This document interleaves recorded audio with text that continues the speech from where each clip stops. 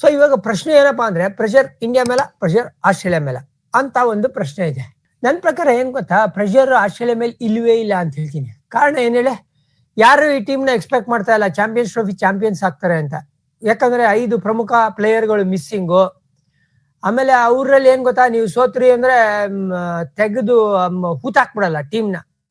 Chill ಆಗಿರ್ತಾರೆ, ready ಆಗ್ತಾರೆ. ಅವ್ರಿಗೇನು ನೆಕ್ಸ್ಟ್ ಸೀರೀಸ್ WTC ಫೈನಲ್ಸ್ ಇರ್ಲಿ, ಆಶಸ್ ಇರ್ಲಿ, ಅದಕ್ಕೆ ರೆಡಿ ಆಗಿ ಅಂತ ಹೇಳ್ತಾರೆ. ಅವ್ರಿಗೂ ಗೊತ್ತು ಅಣ್ಣ ಫುಲ್ ಕಾಂಪ್ಲಿಮೆಂಟ್ ಆಫ್ ಟೀಮ್ ಇಲ್ಲ, ಆಲ್ಮೋಸ್ಟ್ ಬಿ ಬೌಲಿಂಗ್ ಅಟ್ಯಾಕ್ ನ ತಗೊಂಡೋಗಿದೀವಿ ಅಂತ. ಸೊ ಅವರು ಕಾಮ್ ಆಗಿರ್ತಾರೆ ಅಂತ ನಂಗೆ ಅನ್ಸ್ತಾ ಇದೆ.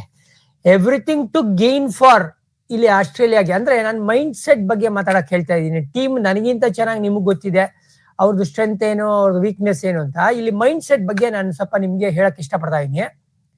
ಆಸ್ಟ್ರೇಲಿಯಾ ನನ್ನ ಪ್ರಕಾರ ಕೇರ್ ಫ್ರೀ ಬಿಂದಾಸ್ ಆಟಿಟ್ಯೂಡ್ ತರ್ಬೋದು ನಾಳೆ ಪಂದ್ಯಕ್ಕೆ. ಹೌದು, ಅವ್ರ ಬ್ಯಾಟಿಂಗ್ ಶೈಲಿಗೆ ಸೂಟ್ ಆಗದೆ ಇರ್ಬೋದು, ಅವ್ರ ಬೌಲಿಂಗ್ಗೆ ಸೂಟ್ ಆಗದೆ ಇರುವಂತ ಕಂಡೀಷನ್ ಇರ್ಬೋದು. ಬಟ್ ಆದ್ರೂ ಕೂಡ ಇವ್ರ ಹತ್ರ ICC ಇವೆಂಟ್ ಆಡುವಂತ ಒಂದು ಮೈಂಡ್ ಸೆಟ್ ಇದೆ. ಹಾಗಾಗಿ ಈ ಒಂದು ಎಲ್ಲ ಏನ್ ಹೇಳ್ತೀರಾ ಅಡ್ವಾಂಟೇಜ್ ಇಂಡಿಯಾಗಿದೆ ಅಂತ ಹೇಳಿದ್ರು ಆಸ್ಟ್ರೇಲಿಯಾನ ನೀವು ನೆಗ್ಲೆಕ್ಟ್ ಮಾಡಕ್ ಆಗಲ್ಲ ಅಂತ ನನ್ನ ಒಂದು ಅನಿಸಿಕೆ.